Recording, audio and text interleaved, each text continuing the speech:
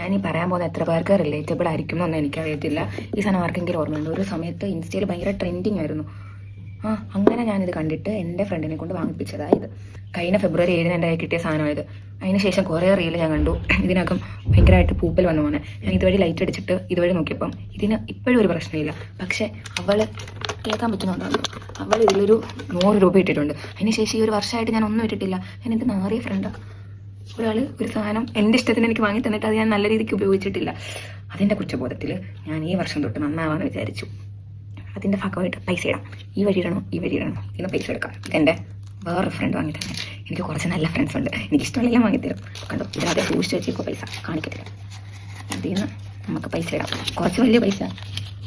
അവർക്ക് സന്തോഷമാകട്ടെ. എനിക്ക് സന്തോഷമായോ? ഞാൻ ആദ്യമായിട്ട് ഒരു വർഷം കയ്യിലിരുന്നിട്ട് ഒരു പൈസ ഇട്ടിട്ടില്ല. ആദ്യമായിട്ട് വലിയ പൈസ ആയതുകൊണ്ട് വലിയ വഴി കൂടി ഇടാം. കണ്ടോ ഞാൻ ഇട്ടു.